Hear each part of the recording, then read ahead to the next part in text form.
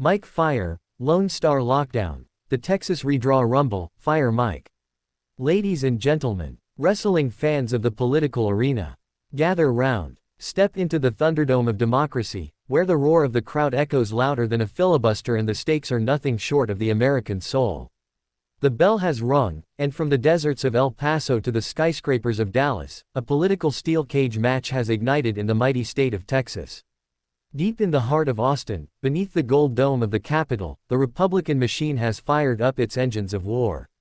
The ink is still wet, the lines still bleeding across maps drawn not with pens, but with power. This ain't just cartography, this is conquest. A remapping of destiny. The GOP has stepped into the ring, fists clenched, eyes blazing, with the swagger of warriors who know their time may be short but their resolve unbreakable. After whispers in dark corners and roars from Washington's war rooms, they've unveiled their battle plan, a redrawn congressional map engineered to forge 5 new Republican-leaning districts. That's right. 5 new fortresses of red in a state already pulsating with conservative thunder. 5 more spears in the shield wall that defends the House majority from a blue tidal wave crashing in 2026. But hold the phone, folks. Because across the aisle, the Democrats aren't waving white flags, they're throwing down chairs and storming out of the ring. Fleeing the state like guerrilla fighters, hopping borders not to escape justice, but to delay, disrupt, derail. They're betting on the clock, hoping the 30-day countdown will run out before the GOP can land their finisher. This is no ordinary squabble. This is a battle for the U.S. House of Representatives, for the fate of the final 2 years of President Donald J. Trump's term, for who gets to raise the championship belt in the halls of Congress. This is political street fighting, baby. It's no holds barred. And in this corner, weighing in with gavel and God, we've got the Republican juggernaut, armed with data, districts, and divine determination.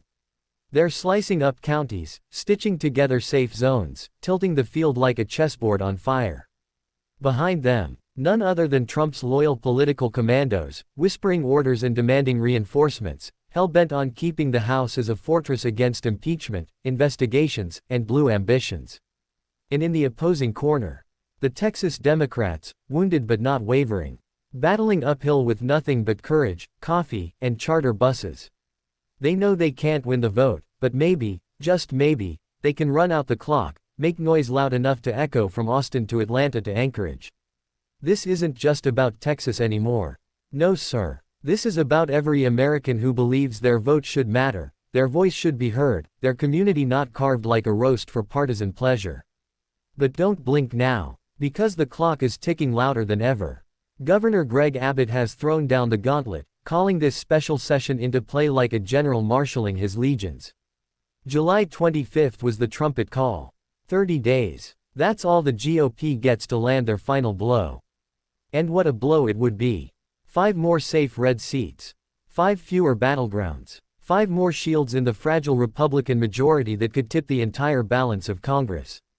Democrats are howling foul. Gerrymandering. Voter suppression. Democracy dying behind closed doors. But Republicans, they're standing tall, yelling back, this is politics.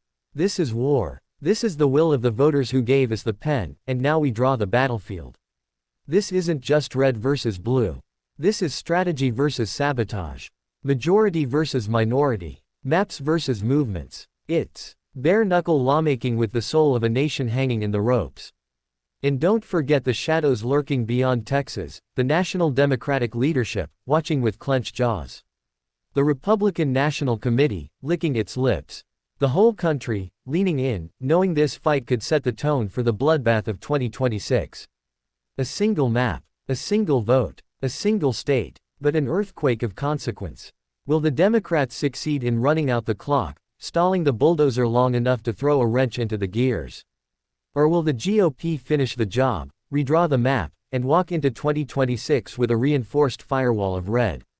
Every filibuster, every press conference, every hotel room turned bunker where Democrats hide is another twist in this Texas telenovela of democracy. And make no mistake, this is personal. This is political. This is primal. The ghosts of past gerrymanders hover over the dome. The smell of scorched earth politics fills the air. This ain't a debate, it's a demolition derby. And President Trump, He's not in the ring, but his presence looms like a colossus. His operatives pacing like tigers, dialing numbers, issuing orders, pushing pieces across the board with the desperation of a king defending his last castle. He knows what's at stake. Without the House, investigations could multiply. Resistance could calcify. His legacy could teeter. So Texas must not fall.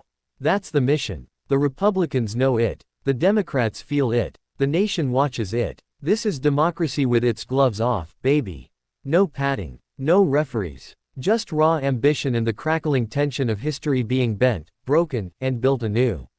So buckle up. Because in Texas, the maps are changing, the rules are flexing, and the people drawing the lines might just be the ones writing tomorrow's headlines. And when the dust settles, when the last name is drawn and the ink finally dries, we'll know who truly holds the reins of power in the land of the free and the home of the brave. And that, ladies and gentlemen, is how Texas rumbles. World Map Collision United States.